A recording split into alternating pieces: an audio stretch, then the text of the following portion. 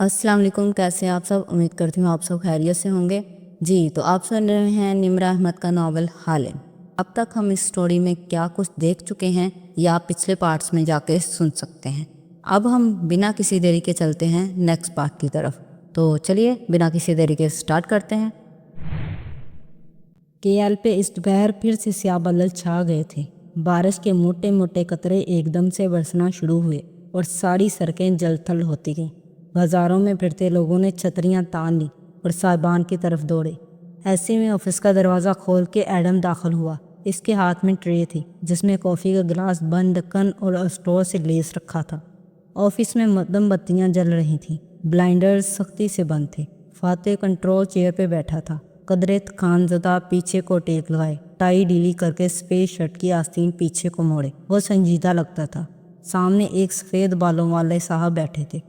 यहाँ से एडम को इनकी पुश्त नज़र आ रही थी। वो खंखारता हुआ मेज़ तक आया। मेहमान का चेहरा वाजिया हुआ। वो फातेह के साथ महू गुफ्तगू थे। अब्दुल लतीफ़ टीवी पे इसने इनको देख रखा था। नमूर सियासतदान और कारोबारी शख्सियत। एक चोर नज़र इन पे डाले संजीदगी से एडम ने मेज़ पे ट्रे रखी। मेहमान की चाय आई रखी थी। ये फातेह की कॉफ़ी थी जो वो माल के एक ख़ास शॉप से लाया था। वो इसके अलावा कहीं की कॉफ़ी नहीं पीता था। इसको फिक्स करो। वो कॉफ़ी रख के मरने ही वाला था कि फातेह ने उंगली से इशारा किया। एडम ने चौंक के इस तरफ देखा। एक ऑफिस कैबिनेट का दरवाज़ा गिरा पड़ा था। दरवाजे का जोर कब्जा वगैरह सब उखड़ गए थे। Right sir. वो आगे बढ़ा, फिर रुका, इधर उधर देखा, फिर फातेह की तरफ घूमा। मेख और थोड़ा होगा इधर सर।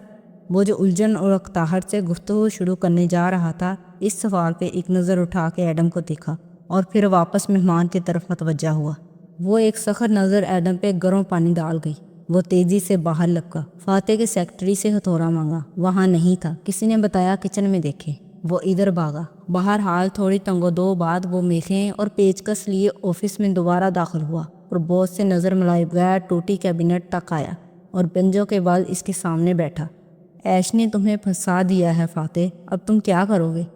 किन आँखों से वो देख सकता था कि अब्दुल लतीफ़ साहब फिक्रमंदी से कह रहे थे। वो जवाब में कुछ नहीं बोला। खामोशी से एक हाथ गाल तले रखे खिड़की को देखता रहा। हार मान जाओगे सिर्फ पैसों के पीछे? हम पॉलिटिकल फंड रेजिंग कर सकते हैं, अवाम तुम्हारे साथ होगी। बारिसन नेशनल के 2.5 लाख मेंबर्स को हम अप्रोच कर सकते हैं। तुम पार्टी चेयरमैन मुंतखब हो सकते हो। एक आदमी था अरब में। वो गहरी सांस लेकर अब्दुल लतीफ़ की तरह चेहरा घुमा के कहने लगा। आवाज़ आहिस्ता और थकान ज़दा थी। एडम धीरे धीरे पेच कसने लगा। सर झुकाए संजीदा सूरत बनाए मगर कान गुफ्तगू पे लगाए हुए। मालदार, इज्जतदार, बावकार। इसका नाम उमरू था। वो लोगों के साथ बहुत अच्छा था। काबा आने वाले हाजियों के लिए शोरबे में रोटी तोड़ तोड़ कर रख छोड़ता, जिसको सब खाते उसे दुआएं देते थे। इससे लोगों ने इसका नाम हाशिम रख दिया, रोटी तोड़ने वाला। जो लोग दूसरों की मदद करते हैं और अखलाक के अच्छे होते हैं, इन्हें एक दुनिया अच्छे नामों से याद रखती है। एडम पेच कब्जे पे जमाए आहिस्ता से उसे औजार से कस रहा था। ध्यान वहीं था। हाशिम एक दफ़ा मुल्क शाम गया तो रास्ते में मदीना में उसने एक खातून से शादी कर ली। कुछ दिन वहाँ ठहरा और फिर शाम चला गया। इस सफ़र में इसका इंतकाल हो गया। पीछे से बीवी के यहाँ बेटा पैदा हुआ, मगर हाशिम के ख़ानदान वाले इस शादी से वाकिफ़ नहीं थे, तो बच्चा माँ के पास पलता रहा। उसके बाल बिल्कुल सफ़ेद से थे, ब्लॉन्ड सुनहरे जैसे, इसलिए उसका नाम शिवा, जिसका मतलब सफ़ेद बालों वाला है, रखा गया। शिवा 10-12 साल का हुआ तो हाशिम के भाई मतलब को इसका इल्म हुआ। मतलब के लिए यह जज्बाती दचका था। वो फ़ौरन मदीना गया और भतीजे को इसकी माँ से इसरार के साथ अपने साथ ले आया। अरब में लोग सफ़र से वापसी पे नौजवान गुलाम खरीद के साथ लाया करते थे। मतलब जिस वक्त शिबा के साथ मक्का में दाखिल हुआ तो लोगों ने समझा कि वो नया गुलाम खरीद कर लाया है, तो वो इस लड़के को अब्दुल मुतलिब कहने लगे, यानी मुतलब का गुलाम। मुतलब ने क्लियर कर दिया कि ये मेरा भतीजा है, मगर शिबा का नाम इस दिन से अब्दुल मुतलिब पड़ गया और आज तक हम उनको इसी नाम से जानते हैं। मगर मैं तुम्हें ये किस्सा क्यों सुना रहा हूँ? ठहरो। अब्दुल लतीफ़ साहब ने पहलू बदला तो फातेह ने हाथ से इशारा करके इन्हें ठहरने को कहा और इसी संजीदगी से बात जारी रखी। एडम के कान भी वहीं लगे थे। अब्दुल मुतलिब मक्का के आला और मुअज़्ज़ज़ ख़ानदानों में से थे। अगर तुम इन लोगों की तारीख़ पढ़ो तो देखोगे कि ये बहुत ऊंचे अखलाक के अजीम लोग थे, बावकार, बहादुर और जरी। یہ ہماری طرح چھوٹے چھوٹے مفادات کے پیچھے بڑے بڑے سمجھوتے نہیں کرتے تھے۔ یہ دولت اور قیمتی چیزوں کے انبار اپنے گرد لگا کر خود کو ان کا غلام نہیں بناتے تھے۔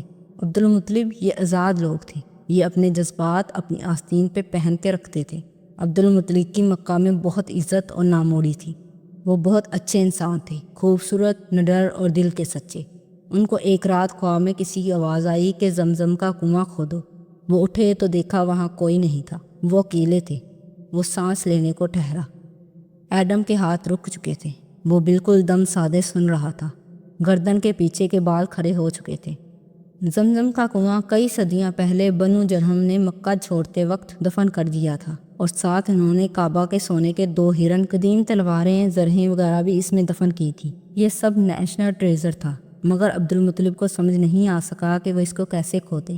اگلی رات انہوں نے پھر خواب میں دیکھا کہ کوئی ان سے کہہ رہا ہے، زمزم کا کنواں کھودو، تم اسے کھود کے نہیں پچھتاؤ گے، یہ تمہارے آباء و اجداد کی طرف سے تمہارا تحفہ ہے، یہ نہ کبھی سوکھے گا نہ اس کا پانی کم ہوگا، یہ حاجیوں کی پیاس بجھانے کو کافی ہوگا۔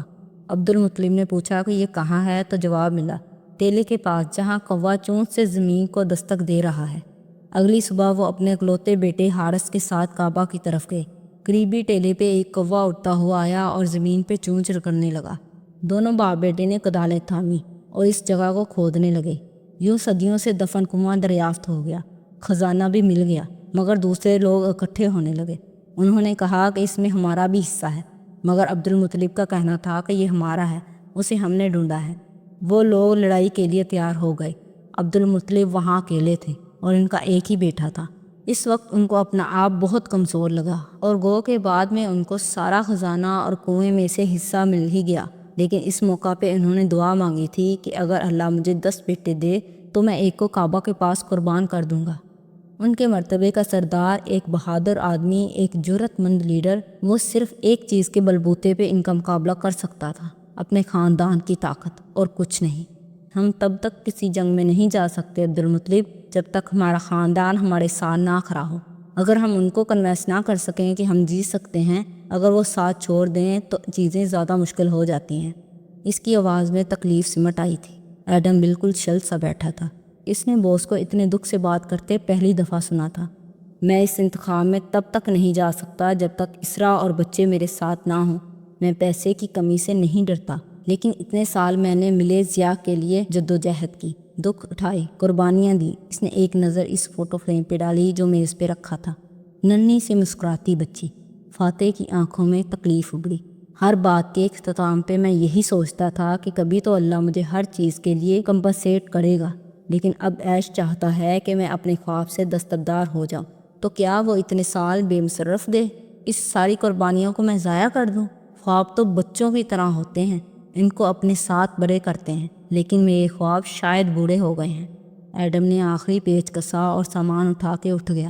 دروازے کھولتے ہوئے اس نے سنا کہ عبداللطیف کہہ رہے تھے، اسرا کو کنوینس کیا جا سکتا ہے، میں اگر… اس نے باہر آ کر دروازہ بند کیا تو آوازوں کا راستہ رک گیا۔ وہ وہیں سیکٹری کے کیبن کے آگے منتظر افراد کے پیچھے صوفے پہ بیٹھا اور موبائل نکال کے اپنی ماں کو کال ملائی۔ جیسے ہی اس نے فون اٹھایا، ایڈم گہری سانس لے کر نظریں جھکائے کہنے لگا، تم صحیح کہتی تھی ماں، مجھے فاتح رامزل کے دل سے خدمت کرنی ہے۔ وفاداری، سچائی اور امانت کا آج کل کوئی مول نہیں ہوتا، اور پتہ ہے کیا، اب میں بھی زندگی میں کچھ بننا چاہتا ہوں، بڑا آدمی، اونچے خواب، اونچے مقصد رکھنے والا۔ مجھے اپنے آپ کو کسی بامقصد کام کے لیے استعمال کرنا ہے۔ اور وہ جو آنکھوں میں نئے نئے خواب سجائے کہہ رہا تھا، ایک دم اس کے جوتے پہ کسی نے بوٹ رکھا تو وہ بلبلا کے کھڑا ہوا اور موبائل نیچے کیا۔ سامنے سیکٹری کھڑا اسے گھور رہا تھا۔ کیا ہوا سر؟ وہ بوکھلایا۔ تمہیں اب تک برداشت کر رہا ہوں میں، لیکن جو تم اوور سمارٹ بن کے فاتح صاحب کے آگے پیچھے پھرنے کی کوشش کر رہے ہو، عبداللہ کی نوکری ہتھیانا چاہتے ہو تم کیا؟ ہاں؟ نہیں سر، آپ کو غلط فہمی۔ وہ ہکلایا، مگر سیکٹری نے غسیلی آنکھوں سے اسے گھورتے ہوئے بوٹ سے اس کا انگوٹھا مزید زور سے دبایا۔ اس آفس میں بہت سے آئے اور بہت سے گئے، جو آتا ہے طاقت کا خواب لے کر آتا ہے، اور میں اسے مکھی کی طرح نکال پھینکتا ہوں۔ اس لیے لمبے لمبے خواب مت دیکھو، اپنے گنے چنے دن پورے کرو اور سر سے زیادہ فریق نہ، ورنہ ابھی عبداللہ کو کال کر کے بتا دوں گا کہ تم اس کی نوکری ہتھیانے کی کوشش کر رہے ہو، وہ تمہاری جان لے لے گا۔ سمجھ میں آیا؟ جی سر، ایڈم نے نگاہیں جھکا دی۔ اب مجھ سے معافی مانگو۔ نوجوان سیکرٹری اسے اسی طرح گھورتے ہوئے چبا چبا کے بولا تو ایڈم نے گلابی پڑتی آنکھیں اٹھائیں۔ سوری سر، اب ایسا نہیں ہوگا۔ وہ ہنکارا بھر کے مرا اور بوٹ اس کے پیر سے ہٹا دیا۔ ایڈم نے فون اوپر کر کے دیکھا۔ کال ابھی تک ملی ہوئی تھی اور ماں یقیناً خاموشی سے سن رہی تھی۔ اس نے فون کان سے لگایا تو وہ خود سے ہی کہنے لگی، لوگوں کی تنقید نہ ہو تو کوئی آگے بڑھ ہی نہ سکے۔ تم دیکھنا، اللہ تمہیں دوہرا بخت لگائے گا ایڈم، تم ایک دن دنیا پہ حکومت کرو گے، یہ تمہاری ماں کی دعا ہے۔ اس نے جواب نہیں دیا اور فون بند کر دیا۔ وہ جانتا تھا وہ صرف اس کا دل رکھنے کے لیے کہہ رہی ہیں، ورنہ آج کل کے دور میں سونے کے ہرن اور زمزم کے کنویں کس سے ملتے ہیں۔ اس نے دیکھا کہ وہ کیچڑ آلود زمین تھی۔ وہ دونوں آمنے سامنے بیٹھے تھے، 4-5 درختوں میں گرے ہوئے۔ بارش تراتر برس رہی تھی۔ وہ درخت سے ٹیک لگائے اکڑوں بیٹھا تھا اور اسے پتلیاں سکور کے چبھتی نظروں سے دیکھ رہا تھا۔ وہ سامنے کیچڑ پہ بیٹھی تھی، اس کے منہ پہ مٹی لگی تھی، الجھے سنہرے بال گرد آلود تھے، چہرے پہ زخم کے نشان تھے، کپڑے پھٹے پرانے تھے۔ وہ بھی فاتح کو انہی نظروں سے دیکھ رہی تھی اور بازوؤں میں کچھ پکڑے بیٹھی تھی۔ ایک ننھا ہرن تھا وہ اس کو اپنے بازوؤں میں زبردستی جکڑے ہوئے تھی۔ ہرن کسمسا رہا تھا، پھرپھرا رہا تھا، مگر تالیہ نے اپنا کیچڑ آلود پاؤں اس جانور کی گردن پہ رکھا ہوا تھا۔ آپ نے مجھ سے پوچھا تھا، یاد ہے؟ وہ نظریں اس پہ جمائے کیچڑ پہ رکھا چاقو اٹھاتے ہوئے غرائی تھی کہ تاشا تمہارے ٹیلنٹ کیا ہے، تمہاری زندگی میں کامیابیاں کیا ہیں، تمہیں کیا آتا ہے؟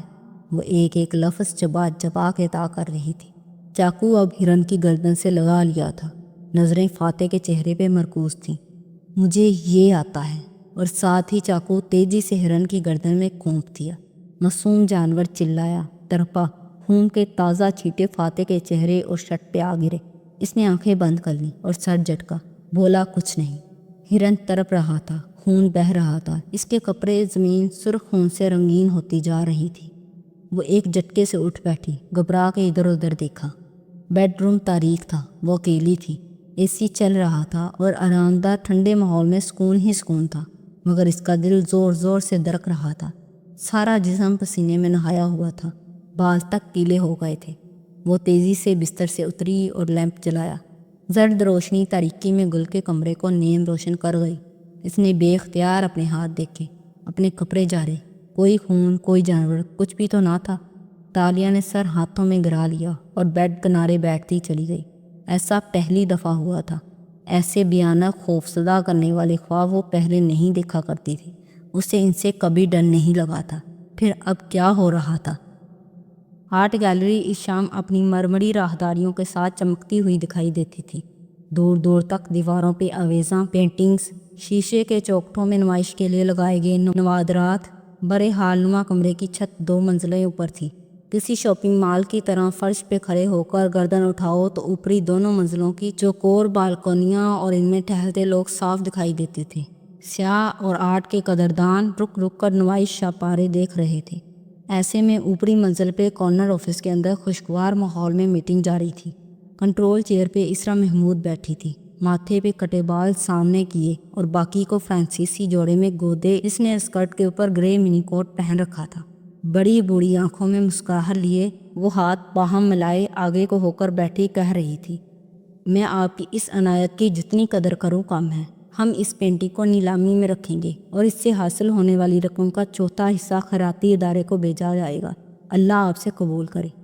سامنے حبشی صورت سوٹ میں ملبوس لمبا ترنگا آدمی بیٹھا تھا، جس کی فرنچ داڑھی تھی، اور اس کے آگے پیچھے 3-4 افراد بیٹھے تھے۔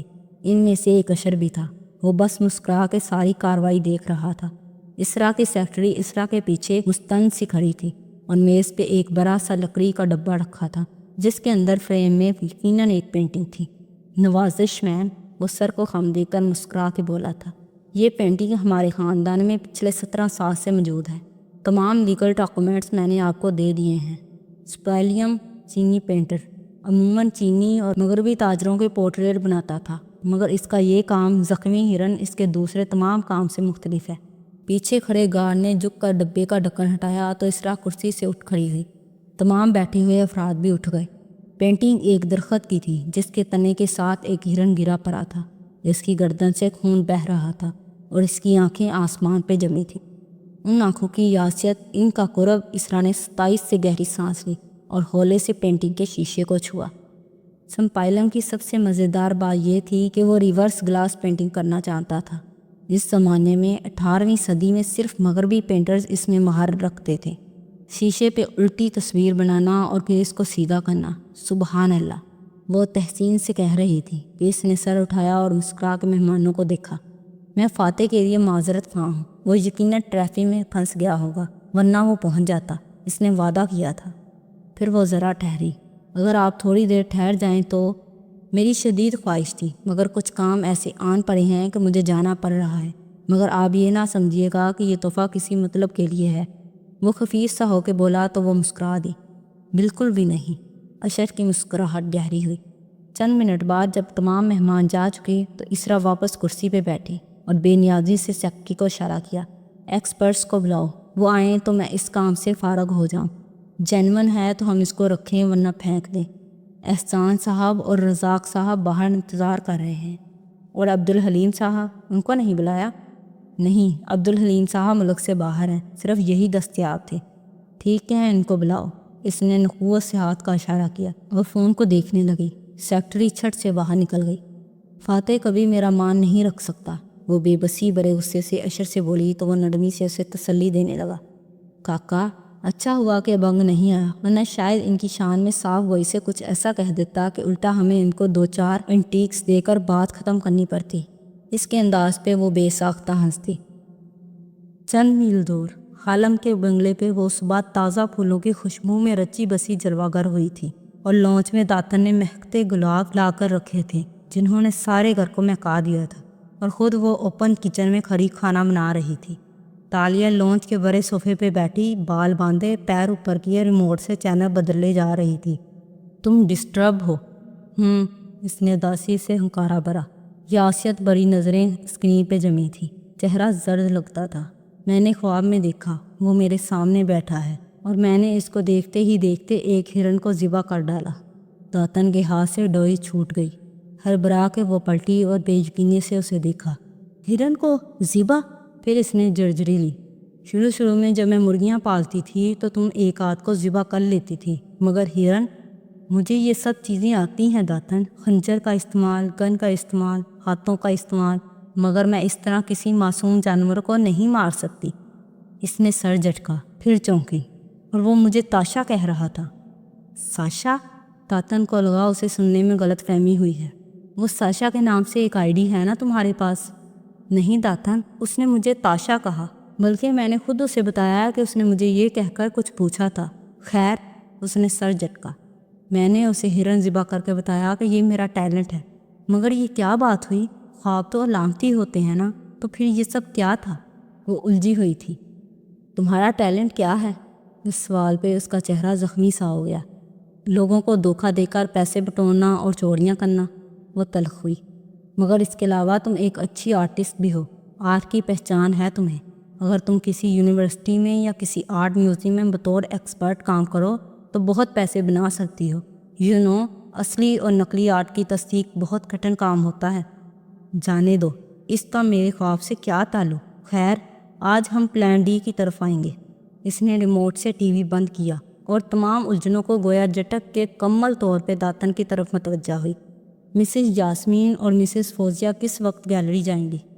میں نے تمہارے نمبر سے ان دونوں کو میسج کر کے آج شام کو کہا تھا۔ مگر تالیہ؟ داتن پین ڈک کے سامنے آئی اور فکر مندی سے اسے دیکھا۔ تم ان کے ساتھ گیلری جاؤ گی تو وہ وہاں کسی کو بھی بتا دیں گی کہ تم تالیہ مراد ہو۔ ہاں تو وہ کس تالیہ مراد کو جانتی ہیں؟ امیر کبیر سوشلائٹ اور آرٹی قدردان تالیہ کو جانتی ہیں نا وہ۔ ان کو یہ تو نہیں معلوم کہ میرا اصل ذریعہ آمدنی کیا ہے، اور میں نے جن علاقوں میں ویٹرس یا نوکرانی بن کے کام کیا ہے وہ یہاں سے کافی دور ہیں، اور وہ اپر مڈل کلاس ہے۔ تالیہ مراد ہائی ایلٹ میں موو کرنے والی لڑکی ہے جس کے بال سنہری ہیں اور جو صرف ڈیزائنرز ڈائمنڈز پہنتی ہے۔ یہی تو میں کہہ رہی ہوں کہ مسز اسرا سے بریسلیٹ چرانے کے لیے تم نے اگر گرفٹر ہی بننا ہے تو کوئی اور روپ ڈال لو۔ کہانی میں آگے بڑھنے سے پہلے میں کچھ بتا دیتی ہوں۔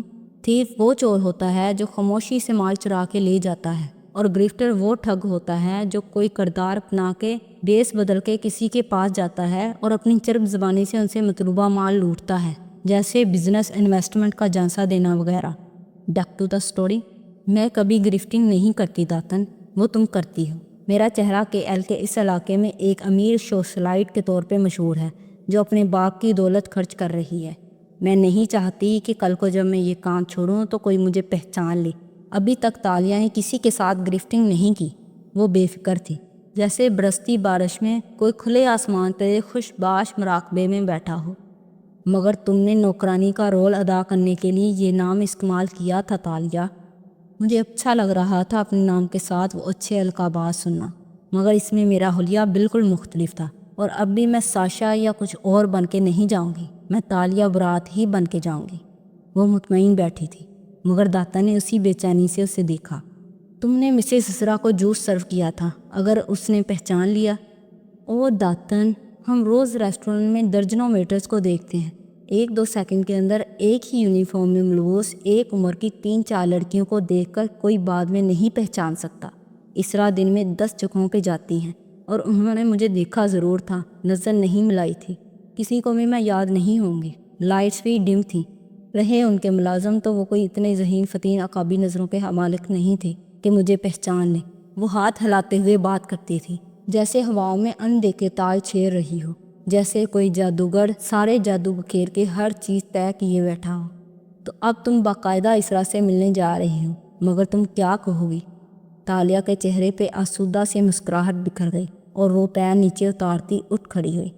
میں نے کچھ نہیں کہنا، جو کہنا ہے میرے ڈائمنڈس نے کہنا ہے۔ تم کھانا بناؤ، میں بال ڈائی کر کے واپس تالیہ مراد بن جاؤں۔ وہ پیروں میں چپل گھسیٹتی سیڑھیوں کی طرف بڑھ گئی۔ پیچھے دیگچی میں تلنے کی خوشبو آنے لگی تو داتن ہڑبڑا کے اس طرف لپکی۔ ایکسپرٹس پینٹنگ کی تصدیق کر کے جا چکے تھے، اور اب اسرا اور عشر آفس کے باہر بالکنی میں کھڑے تھے۔ یہ گول بالکنی تھی، درمیان میں کھلا تھا، جہاں سے نیچے کا مرمری ہال اور اس میں ٹہلتے لوگ صاف دکھائی دیتے تھے، رنگ برنگی لڑکیاں، لڑکے، بے فکر لوگ۔ شکریہ ایش، تم نے آج میرے لیے اتنا وقت نکالا۔ وہ اس کی ممنون ہوئی تو ایش نے مسکراتے ہوئے اس کے کندھوں کے گرد بازو پھیلا لیا۔ میں تمہارا بھائی ہوں کاکا، کیسی باتیں کرتی ہو؟ شادی کر لو ایش، وہ اس کے انداز پہ محبت سے بولی تو وہ ہلکا سانس دیا۔ جتنا تم مجبور کر رہی ہو، میں واقعی اس بارے میں سوچنے لگا ہوں۔ وہ دونوں بالکنی کی ریلنگ کے ساتھ آمنے سامنے کھڑے تھے۔ تمہاری بات نے میرا مان بھرا دیا ہے، اسرا کا چہرہ خوشی سے دمکنے لگا۔ کوئی ڈھونڈ رکھی ہے تو مجھے ملوا دو اس سے، میں امریکہ جانے سے قبل تمہاری یہ خوشی دیکھنا چاہتی ہوں۔ نہیں کاکا، اس نے تعصب سے سر جھٹکا اور نیچے ہال میں چلتے پھرتے لوگوں کو دیکھنے لگا۔ میرے حلقہ احباب میں نامکمل لڑکیاں ہیں، جو حسین ہیں اس میں وقار نہیں ہے، جس میں وقار ہے اس کا خاندان اعلیٰ نہیں ہے، جس میں یہ سب کچھ ہے وہ ذہین نہیں ہے۔ اگر عشر محمود کسی لڑکی کو ملک کی فرسٹ لیڈی بنائے گا تو اس کو پرفیکٹ ہونا چاہیے۔ اچھا، مثلاً اس کو کس طرح پرفیکٹ ہونا چاہیے؟ اسرا محبت اور دلچسپی سے اس کو دیکھ کے چھیڑنے لگی۔ اس کو، وہ عام سے انداز میں بات کا آغاز کرنے لگا، مگر پھر ٹھہر گیا۔ نظر نیچے ہال کے دروازے سے اندر آتی 3 لڑکیوں پہ پڑی۔ ان میں سے 2 امرا کے کسی خاندان کی نقشق سے تیار معمولی شکل کی لگتی تھی، اور تیسری، وہ لمحے بھر کو بالکل مبہوت ہو گیا۔ اس نے نظریں اس پہ ٹکائے الفاظ جوڑنے چاہے۔ اس کو منفرد ہونا چاہیے۔ وہ پیر تک آتی سفید اسکرٹ اور سفید بلاؤز میں ملبوس تھی، جل پری کا سا لباس، بالکل سفید، کندھوں پہ چھوٹا سا سرخ منی کوٹ پہن رکھا تھا، اور وہ بے حد حسین ہو۔ اس کے سیدھے سنہری بال تھوڑی کے نیچے تک آتے تھے، گھوڑی سرخ رنگت، سیاہ آنکھیں۔ وہ ساتھ والی خاتون کی بات پہ مسکرا رہی تھی اور گال میں ٹمپل پڑ رہا تھا، اور کافی دولت مند بھی ہو۔ لڑکی نے کانوں میں موٹے موٹے نازک سے سرخ یاقوت جڑے ایئرنگز پہن رکھے تھے، اور یہاں سے بھی وہ دیکھ سکتا تھا کہ اس کی انگلی میں موٹے سے سولیٹائڈ ہیرے والی انگوٹھی تھی۔ کوہنی پہ سفید ہینڈ بیگ ٹکا تھا، اور اس کے ہر انداز سے اس کے اعلیٰ خاندان کا پتہ چلتا ہو، ریگل سی لڑکی ہو وہ۔ اس کے ساتھ والی خواتین خوش کپیاں کرتی آگے بڑھ گئیں، مگر وہ پہلی پینٹنگ کے سامنے کھڑی ہو گئی اور ارد گرد سے بے نیاز پوری توجہ سے اس آرٹ کو دیکھنے لگی۔ اور ذہین بھی ہو، وہ پہلی پینٹنگ کے سامنے سے جلد ہی ہٹ گئی، البتہ اگلی کے سامنے ٹھہر گئی۔ لبوں پہ مسکراہٹ آئی۔ عشر نے دیکھا، وہ آم کو نظر انداز کر کے خاص اور قدیم کے سامنے رکی تھی، کسی خوبصورت اور ذہین ہرنی کی طرح۔ تم اس کو جانتے ہو؟ اسرا نے اس کے قریب ہو کے سرگوشی کی تو اس نے چونک کے اسرا کو دیکھا، پھر ذرا خجل ہوا۔ اوہو کاکا، میں تو یوں ہی ایک بات کر رہا تھا، اگر تمہیں وہ پسند آ گئی ہے تو مجھے بتاؤ، وہ مسکراہٹ دبا کر بولی تھی۔ اشر ہلکے سے ہنس دیا، پھر دوبارہ نیچے دیکھا۔ وہ ابھی تک اس پینٹی کو دیکھ رہی تھی۔ ویسے کون ہے یہ کاکا؟ اسرا نے شانے جھکا دیے۔ میں تو نہیں جانتی، تم خود پوچھ لو۔ اشر نے دور کھڑی سیکرٹری کو چٹکی سے ادھر آنے کا اشارہ کیا۔ وہ فوراً دوڑی چلی آئی۔ یہ لڑکی کون ہے؟ سفید لباس اور سرخ منی کوٹ والی، معلوم کر کے دو۔ سنجیدہ صورت بنا کے اس نے سپاٹ انداز میں حکم دیا تو وہ فوراً یس سر کہتی سیڑھیوں کی طرف دوڑی۔ گیلری کے باہر ایک کافی شاپ کے برآمدے میں چھتری تلے بیٹھی داتن گرما گرم کافی پی رہی تھی۔ بارش ابھی تھمی تھی اور موسم ٹھنڈا ہو گیا تھا۔ ساتھ ہی وہ کان میں لگے ننھے ٹکڑے کو دبا کے کہہ رہی تھی، اور تمہیں کیوں لگتا ہے کہ تم اسرا سے ملاقات کر لو گی؟ اندر پینٹنگ کے سامنے کھڑی تالیہ نے ہونٹوں کی کم سے کم جنبش کے ساتھ جواب دیا، کیونکہ میرے ڈائمنڈز اسے متوجہ کر لیں گے۔ وہ ابھی بھی اوپر کھڑی مجھے ہی دیکھ رہی ہے، ساتھ اس کا بھائی بھی ہے۔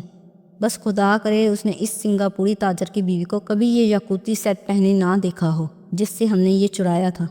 خدا کی قسم داتن، اگر تم نے مجھے اس سچویشن میں ہنسانے کی کوشش کی تو میں تمہارا کھانا پینا بند کر دوں گی۔ وہ بروقت مسکراہٹ دبا کے بولی تھی اور تیر نشانے پہ لگا تھا۔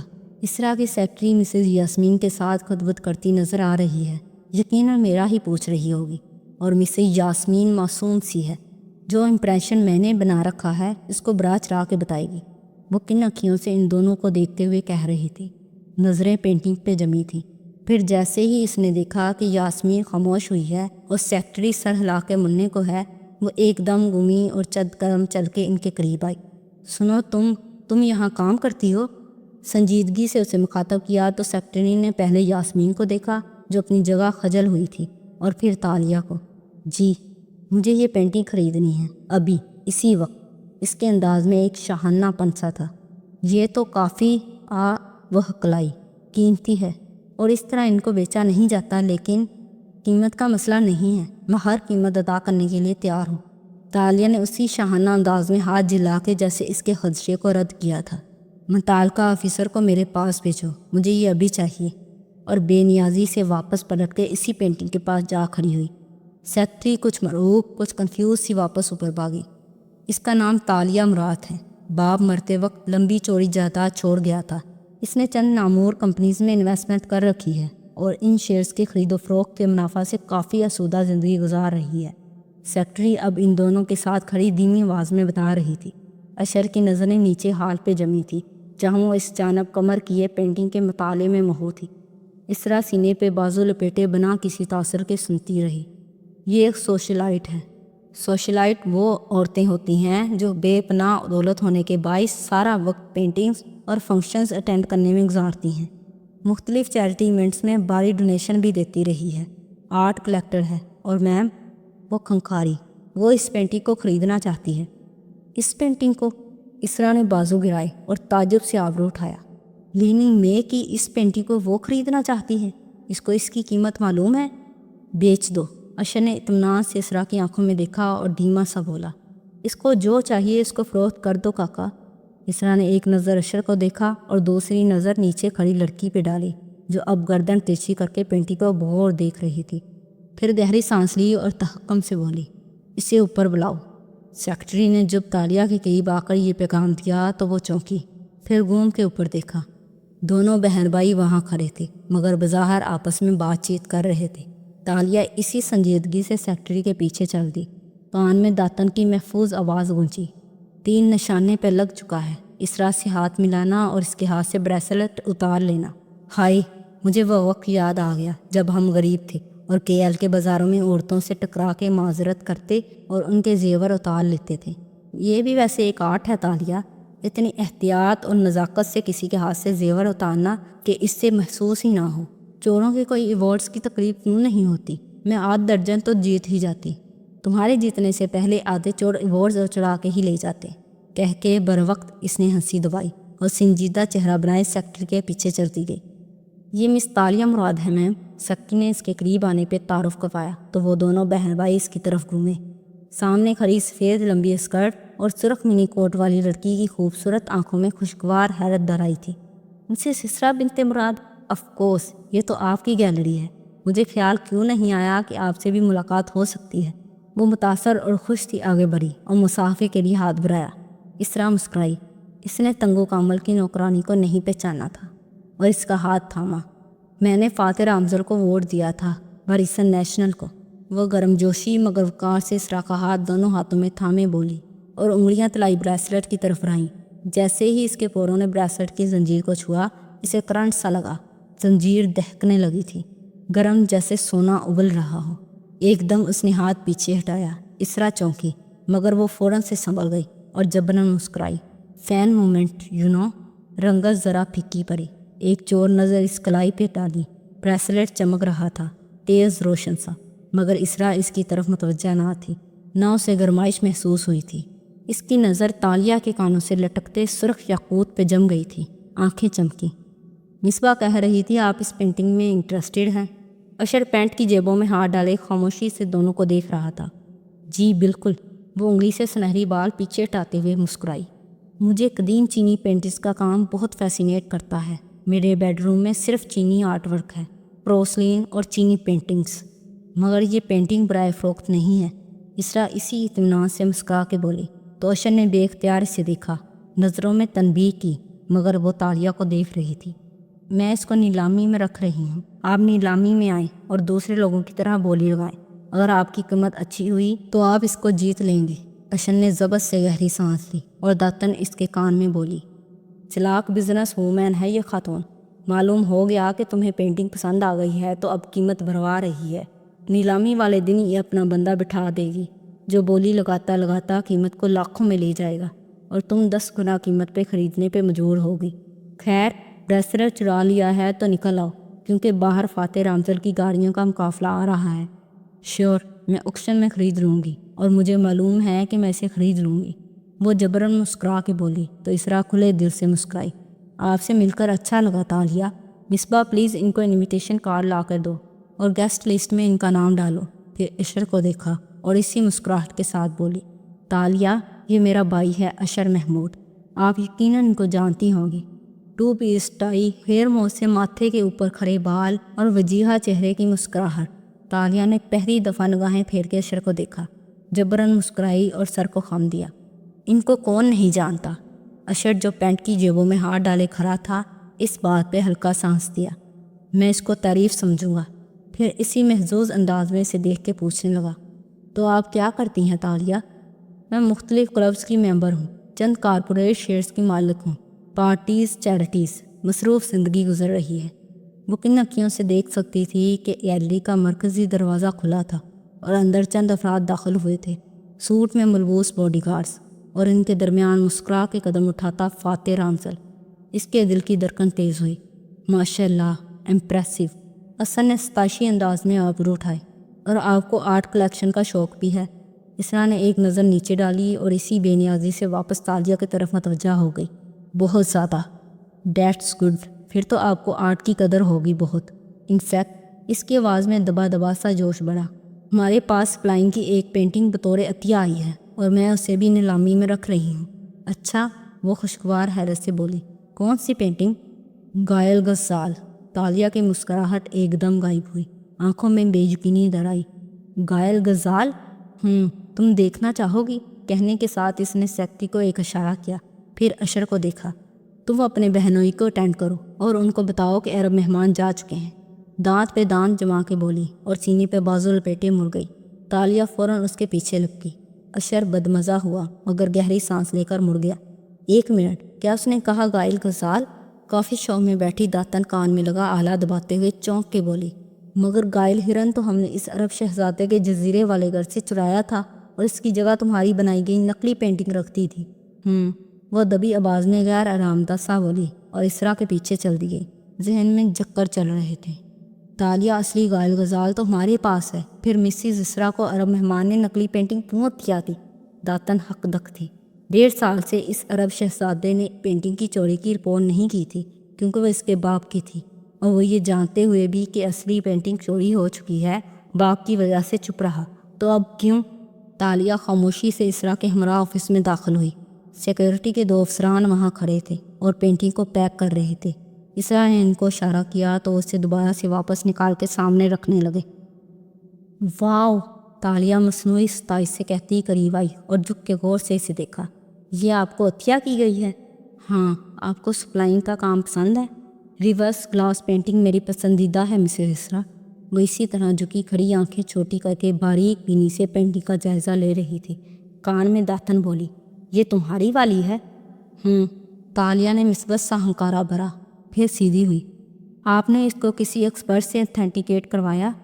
ہاں، ابھی کچھ دیر پہلے کروایا ہے، یہ اصلی ہے۔ اسرا مسکرا کے زور دے کر بولی تو تالیہ بھی مسکرا دی اور پھر سے اس پینٹنگ کو دیکھا۔ تالیہ، کوئی مسز اسرا کو اسکیم کرنے کی کوشش کر رہا ہے۔ خیر، یہ ہمارا مسئلہ نہیں ہے۔ داتن نے اپنی فکر کو خود ہی رد کر دیا۔ تم بریسلیٹ لے کر نکل آؤ بس۔ اوکے، میں چلتی ہوں اب۔ وہ مسکرا کے مسافہ کرنے آگے بڑھی تو دیکھا اس کے ہاتھ کے قریب آتے ہی بریسلیٹ کا سونا چمکنے لگا ہے۔ تالیہ کا دل بیٹھنے لگا، بس واجبی سا اس سے ہاتھ ملا کر واپس کھینچ لیا۔ چمک مانت پڑ گئی، جیسے بریسلیٹ ٹھنڈا پڑ گیا ہو۔ اچھا لگا آپ سے مل کر تالیہ، آکشن میں ملاقات ہوگی۔ اسرا خوش نظر آتی تھی۔ وقار سے ایک ہاتھ بڑھا کے تالیہ کے کندھے کو دبایا تو وہ پھیکا سا مسکرا دی۔ تبھی دروازہ کھلا تو تالیہ کا دل دھڑکا، البتہ وہ مڑی نہیں۔ میں لیٹ ہو گیا، چلے گئے وہ صاحب؟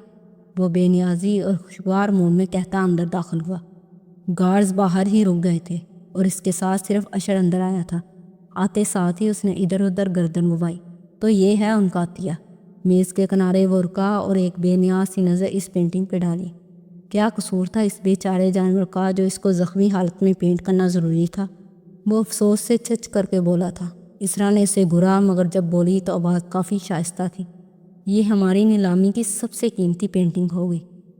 ایک تو میں یہ سمجھنے سے قاصر ہوں کہ لوگ ایک کینوس کے ٹکڑے پہ اتنا پیسہ کیوں لٹاتے ہیں، جبکہ کروڑوں انسان بھوک کا شکار ہیں، بن نہیں سکتے، اچھے کپڑے نہیں پہن سکتے، اور وہ بے رحمی سے پینٹنگ کو دیکھ کے تبصرہ کر رہا تھا۔ وہ ہنوز رخ موڑے کھڑی تھی۔ اسی لیے بھائی، کاکا کی آکشن کا ایک بڑا حصہ چیریٹی میں جائے گا۔ اشر نے نرمی سے اسے ٹوکا۔ فاتح نے ہنوز گردن جھکائے پینٹنگ کو دیکھ کے شانے جھٹکے۔ واقعی، دیٹس گڈ اسرا۔ فاتح، ان سے ملو، یہ تالیہ مراد ہے۔ اسرا نے تالیہ کو یوں گومگو سا کھڑا دیکھا تو کھنکار کے فاتح کو متوجہ کیا۔ اس کے کہنے پہ اس نے نظر اٹھائی اور پھر دائیں طرف دیکھا۔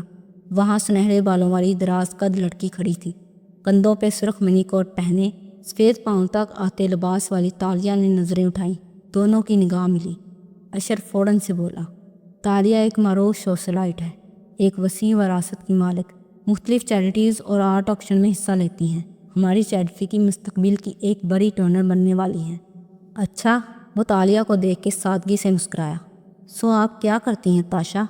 تالیہ، اسرا نے ہلکے سے تصحیح کی، مگر وہ متوجہ نہیں تھا۔ تالیہ نے بروقت لب کھولے۔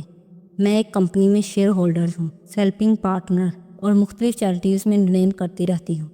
مگر یہ تو آپ کے ماں باپ کا پیسہ ہے نا، وراثتی دولت، اس کو خرچ کرنا کوئی بڑی بات نہیں ہے۔ آپ خود کیا کرتی ہیں؟ آپ کے کیا ٹیلنٹس ہیں؟ کیا کامیابیاں ہیں؟ وہ اسی سادگی سے بولا تھا۔ تالیہ کے سارے الفاظ ختم ہو گئے، گلا سوکھنے لگا۔ میں سوشلائزنگ اور مطلب تم کچھ نہیں کرتی تاشا؟ کچھ بھی نہیں؟ وہ متعجب ہوا تھا۔ اتنا تیز بولا تھا کہ سامنے والے کو جواب کا موقع ہی نہیں ملتا تھا۔ کوئی زندگی میں بڑے گولز، بڑے خواب کچھ نہیں ہیں تمہارے؟ Too bad. انسان کو ایسے اپنی زندگی ضائع نہیں کرنی چاہیے۔ اسرا نے بے اختیار ماتھا چھوا، مگر وہ اب اشر کی طرف متوجہ تھا۔ تم ایک کام کرو، میرے ساتھ آفس آؤ، میں چلتی ہوں، وہ کہہ کر جلدی سے مڑ گئی اور باہر نکل آئی۔ گیلری میں آ کر چند گہرے سانس لیے۔ رنگت بے رنگ پڑ رہی تھی، دل عجیب سی کیفیت کا شکار تھا۔ بار بار کنپٹی کو چھوتی، کبھی گردن پہ ہاتھ رکھتی۔ فاتح کے ملازم گیلری میں گروہ کی صورت کھڑے تھے۔ وہ گیلری میں چلتی گئی، آنکھوں میں نمی در آئی تھی، رونے کا دل چاہ رہا تھا۔ ان اکھیوں سے اس نے دیکھا کہ ملازموں کے گروہ میں سے ایک شخص نے مڑ کے اسے دیکھا اور پھر اس کے پیچھے آیا۔ وہ پرواہ کیے بنا چلتی رہی۔ بات سنیں، الجھی ہوئی آواز میں وہ اس کے پیچھے آ کر بولا تو وہ بادل نخواستہ رکی اور پلٹی۔ وہ کوٹ اور شرٹ میں ملبوس عام شکل و صورت کا ملے نوجوان تھا، جس کا چہرہ دیکھ کے وہ چونکی۔ یہ وہی ہے خواب والا؟ میں، فاتح اور جی، ہم تینوں کے سر پہ ہما تھا، مگر ظاہر نہیں کیا، اور کھائی سے بولی، آپ کون؟ میں، فاتح صاحب کا باڈی مین ہوں۔ اس دن ہم تنگو کامل کے گھر آئے تھے۔ اصل میں وہ میری جاب کا پہلا دن تھا۔ پہلا دن کوئی نہیں بھولتا۔ میں نے آپ کو وہاں دیکھا تھا، ہے نا؟ وہ الجھن اور ذرا جوش سے کہہ رہا تھا۔ آپ تنگو کامل کی ملازمہ ہیں نا؟ تالیہ مراد اپنی جگہ بالکل سن کھڑی رہ گئی۔ آپ کے بال فرق تھے اور حلیہ بھی، مگر آپ وہی ہیں، ہے نا؟ اس دن آپ نوکرانی کیوں بنی ہوئی تھی؟ اس کے انداز میں سادگی اور تعجب تھا۔ تالیہ کی رنگت گلابی پڑنے لگی۔ کوالم پور سے چند گھنٹے کی مسافت پہ ملاقہ شہر میں ایک قدیم قلعہ واقع تھا، جس کی دیواریں گدلی اور خستہ حال تھیں۔ ایک اندرونی دیوار کے کونے میں چند الفاظ خطے نظر آتے تھے، جیسے صدیوں پہلے کسی نے ہاتھ سے دیوار کے گارے میں نکیلی شے سے لکھے ہوں، جو گارا سوکھنے پہ وہاں امر ہو گئے تھے۔ وہ قدیم جاوی رسم الخط میں لکھی ایک طویل نظم تھی، جس کے پہلے 2 مصرعے بروقت پڑھے جا رہے تھے۔ تاشا کی یاد میں، وہ جو شہزادیوں جیسی تھی، اور اس نے ایک غلام سے شادی کی تھی اور اس کو آزاد کر دیا۔ اگلے لفاظ دیوار کی کالک اور مین میں چھپ سے گئے تھے۔ تو بس آج کے لیے اتنا ہی۔ کمنٹ میں لازمی بتائیے گا کہ سٹوری آپ کو کیسی لگ رہی ہے۔ اگر سٹوری اچھی لگے تو لائک کیجیے گا، چینل کو سبسکرائب کریں اور بیل آئیکن کے بٹن کو بھی دبا دیں تاکہ ہر نئے آنے والی ویڈیو کا نوٹیفیکیشن آپ کو مل جائے۔ تو ملتے ہیں بہت جلد نیکسٹ ویڈیو کے ساتھ، تب تک کے لیے اللہ حافظ۔